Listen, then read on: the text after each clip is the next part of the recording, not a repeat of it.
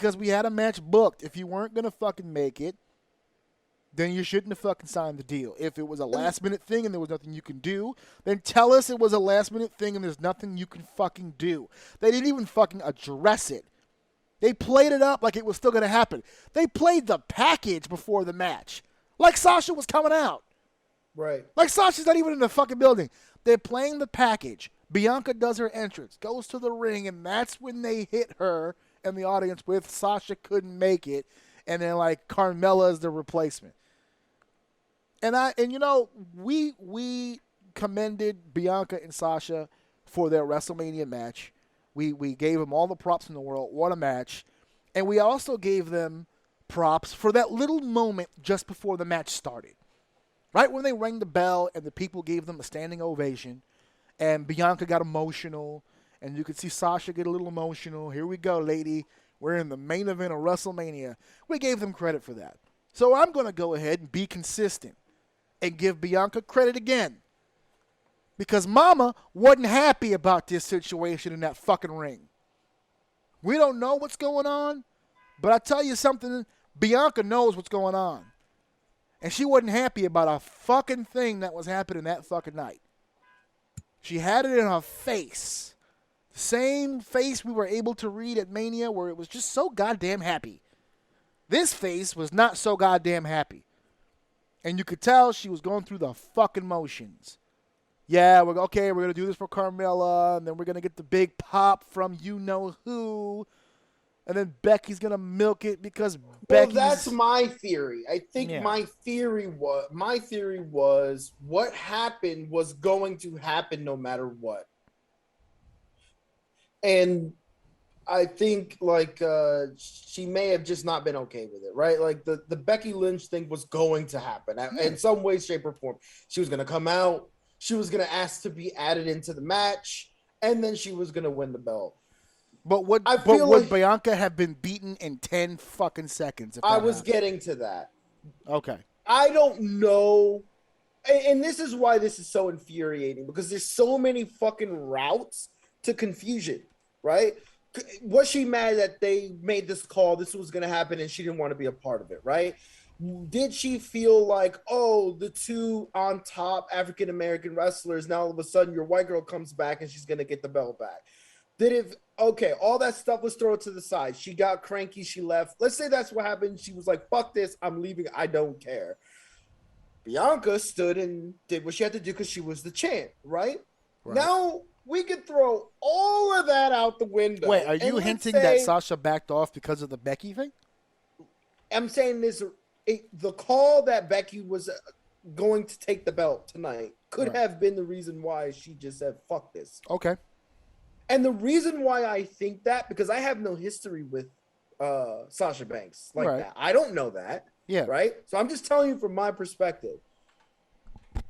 Becky just comes in and wins the belt in 5 seconds. You just spent all this time building this amazing superstar to spit on her.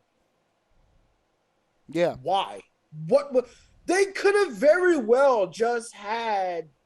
I could have not even cared about any of that, honestly, because if they accepted the match, okay, and had a fucking bomb-ass match, and then Becky won, then it'd have been fine. But what was the point? And I'm looking to you for this because you're the insider. You understand all this stuff. You can understand what could go wrong, what the thought process behind some of this shit could be. But I'm so thrown by this. I just, if it wasn't for the fact that I wanted to look past it just to watch the rest of the SummerSlam, I could see very well why this would be where people turn the screen off. Because there's no reason. That was so fucking confusing. This was obvious politics, and I have no clue why. Well, I mean, you hit it on the head there. It's obviously politics, but I have been racking my brain myself since the moment that it happened.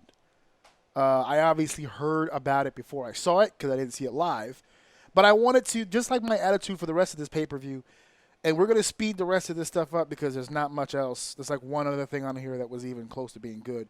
So this is going to be a lot easier review. But I definitely wanted to hit on this for the SummerSlam review because the answer to your question is one that I believe is true, and I believe is something that nobody wants to hear, including myself. I didn't want to think this, but it's the only thing I could see it for, and I could definitely see them as a company doing it.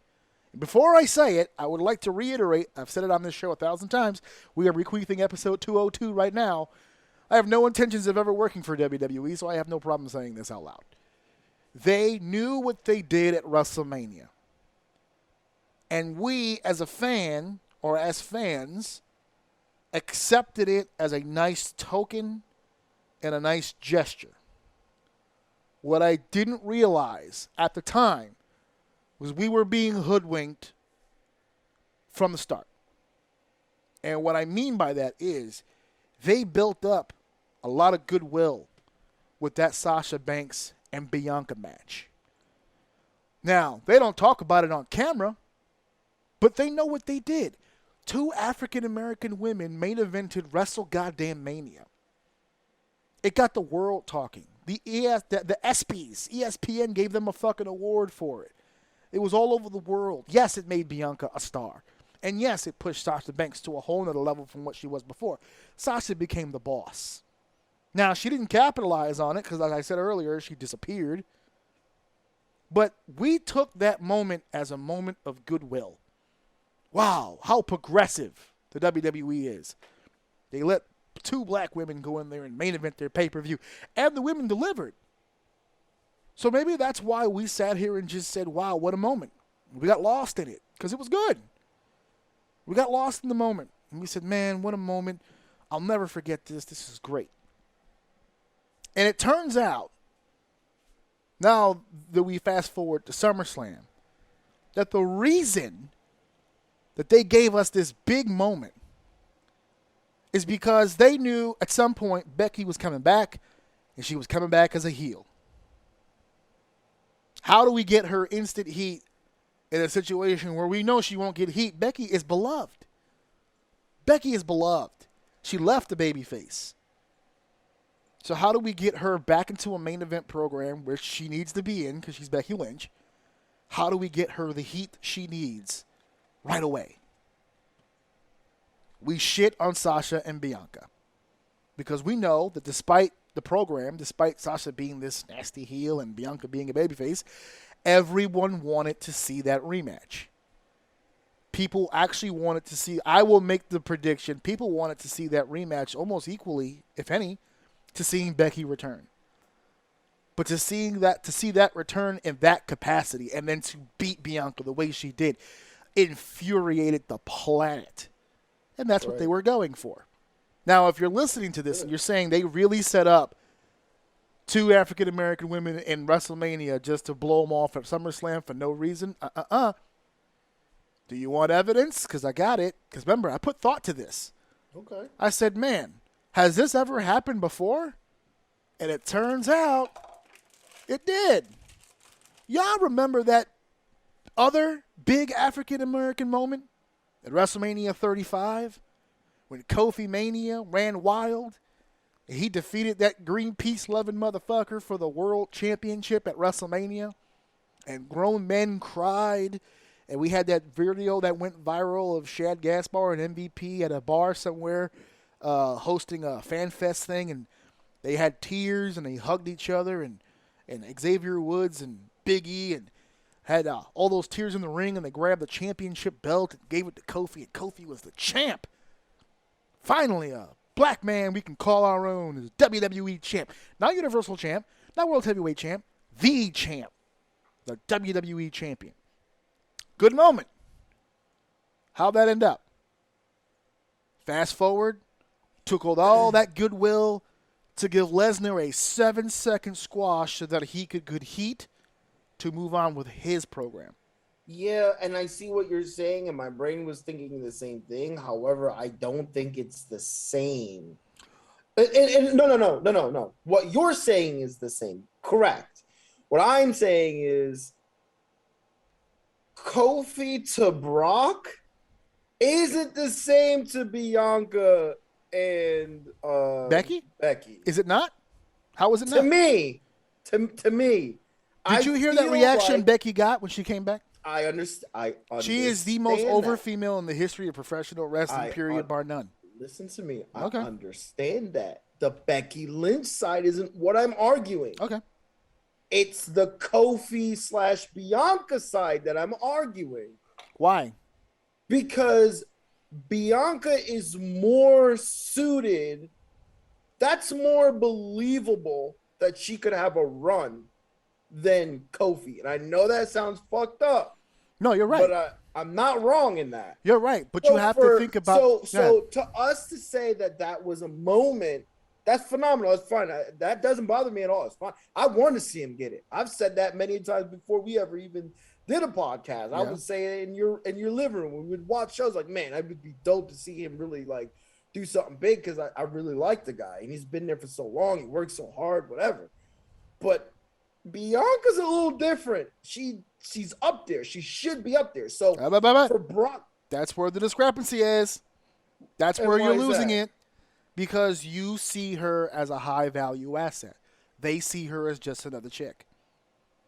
Because every chick is just another chick. Unless you've attained Becky's status or Charlotte's status, or because of the four horsemen, Bayley, Charlotte, and Becky always got more respect for their reigns and their runs than Sasha ever did. I'll leave it up to your imaginations as to why that was the deal. But you look at Bianca and you say, man, she has such a potential. She could be a future star for them. And they say, yeah, she could be a future star for us. Doesn't need to be in the present. We'll cool her off now and we'll bring her back when we're ready. Just like they do everyone else. Their focal point was not Bianca. They go look at Bianca and say, hey, we got her over. We can get her over anytime we want. We need Becky's heat because we need Becky on top, because to them, Becky is a higher class of performer than Bianca is. Becky sold out a stadium. Well, I guess this one question right here will help me in my brain thought process. Okay. When did it ever become okay to smash your high tier card? Like what? Like maybe I don't know. So tell me another time besides the Kofi, where someone was of a high caliber, and got mushed in 2 seconds. I think the death of the superstar happened somewhere in the mid-2010s. When did the fucking WWE Network come out? I think that was about 2016, something like that, 2015, 2016. That's when it dawned on me that the days of John Cena, Stone Cold Steve Austin, Hulk Hogan, Bret Hart, those days are over. It's done. It's a brand now. It's a brand. And everybody in the company is an interchangeable part. And before your time here on the podcast, I had many an argument with certain people because they're like, well, you can't have this guy lose here. You can't have this lose guy. How do you protect them? You don't. Because in their heads, we can make anybody we want whenever we want to make them. And if it doesn't work, we just take that part out, chunk it in the pile, and put a new part in. Right. That's why Roman right now being successful is great. But me and you just said the other day about releases. I said it out loud. If Seth Rollins was released tomorrow, I wouldn't be stunned. Because everyone there is an interchangeable fucking part. Look at all of the talent they just let go to AEW. They don't care. It's an interchangeable system. If you don't play by the rules, we will move you out and we will do something else. Zack Ryder got hella over. Squished on fucking purpose. Because it wasn't the guy they wanted to get over. CM Punk's story is what it is. AJ Styles, they push his ass to the fucking moon. Right? He's the WWE champion. He's doing all these things. As soon as he loses, this was a big argument. This was a few years ago, I think 2018. He was the WWE champion for months, for mad long. Right? Almost a year, actually. I think he was close to 300. Actually, I think he was over 300 days as champion. Loses. I think he spent the next 2 pay-per-views on the fucking pre-show. Dean Ambrose, member of the Shield. You can't get more push than that. Right? Wins the WWE Championship, Money in the Bank in Las Vegas. Huge deal. He has one bad episode on the Stone Cold podcast. He loses the championship, and he's never seen in that main event spot ever again. Built him up for years. He had one bad episode on one podcast. He was never pushed again, and that was it. That's why he left. Hey, man. This is what happens. You get one shot. We could very well be witnessing the downfall of this juggernaut. And I know that sounds absurd. But see, that's the thing. It's this because WWE is a self-sustaining system at this point. Because as fickle as we look at the management team and say, well, why can't you just trust these guys and put some more effort into these guys? I want you to think of all of the different things. And I know you shit on it all the time, but they don't shit on it. They live by it. When you shit on people who are overly critical online and on Twitter and on Facebook and on Instagram, we as people will look at that and say, well, that's just trolling, that's just bullshit, whatever. It's annoying to us. They live by that shit. That's why it's all over their programming. Every time they go viral, every time they make a huge hashtag or some shit, like they live on that shit. And when they live on the internet and they see all these fickle people, that's what they live by. So if you love Cesaro for the month of February, they're going to push him. As soon as you stop talking about him, they're on to the fucking next one. They're playing to that quick, short, amnesia fucking audience, and that's why you have so many different players. That's why when you have guys like Rollins and Reigns who have managed to wade through all that bullshit and stay relevant, I give those guys a ton of credit because they've managed to figure out the formula. But for everybody else, it is insanely hard. There are people who used to be over who aren't over anymore, who when they come back and they go in front of that audience and it's like, what the fuck? Like they can't even... I remember a story from The Rock, when one of The Rock's comebacks. And he's like, hey, I'm me. I walk in the door, and they started talking to him about a script. And he was like, what? That's the reason why Steve Austin doesn't come back. Because they were handing him scripts. He's like, what the fuck is this? I can't do this shit. Who the fuck wrote a Stone Cold Steve Austin script? Who had the balls to sit there and put... I doubt he even put pen to paper. How much you want to make a bet? This nigga went on his phone on Quick Memo and just sent that shit to... Like, are you fucking serious? It's a different system. That's why you've known me my whole life. You know that I love the WWE.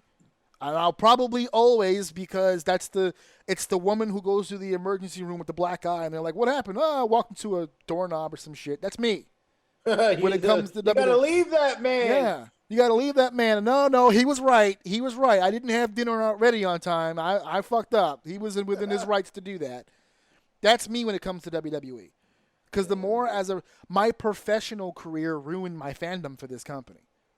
Because I see what it can be, and I look at their past, and I see what they did before, and I can only manage to wrap my head around what they're doing based on who they're doing it for.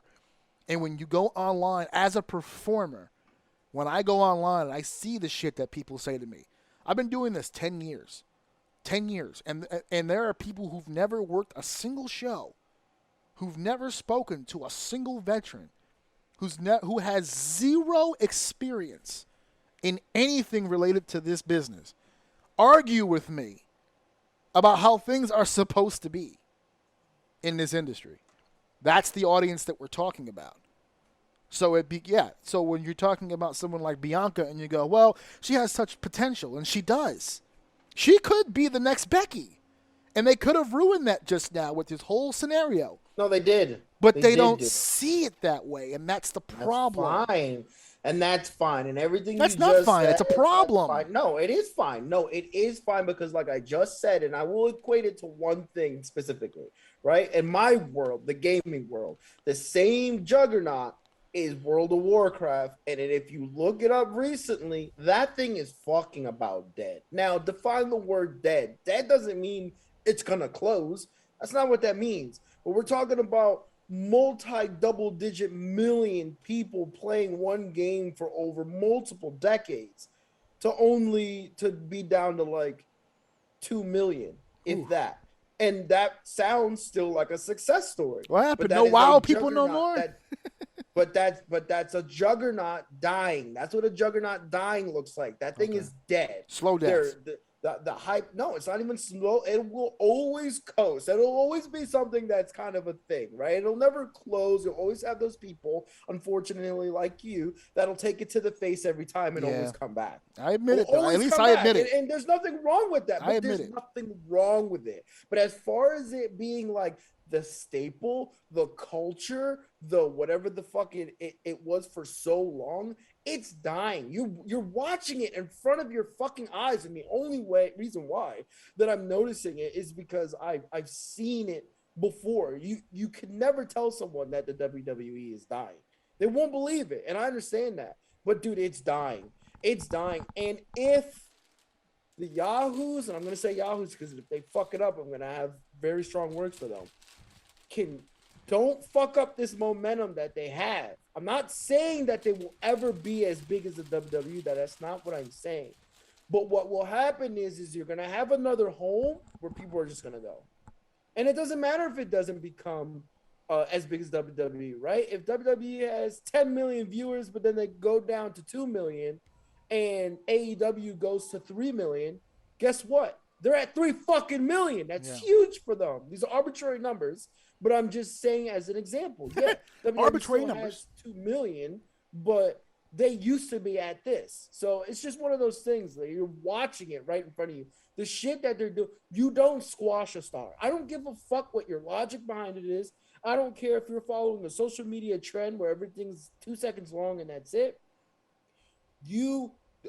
AEW is proving that if you protect or do well with someone's career, it could do good for you later on. I mean, not just AEW. That's been proven all over the place. Like if you're a star and you've been protected well and your gimmick is over and you do a good job at maintaining it, you can go anywhere else and be just as big of a star, if not bigger, because you don't have other people who are getting that push in front of you, like aggressive push, so that you can stand out even more. So I don't know, man, what they did here to me, I'm calling it, man. This is, I mean, I know it's happened before, but at this level, to me, was just absurd. I couldn't believe I was watching what I saw. I can't believe they did that to Bianca.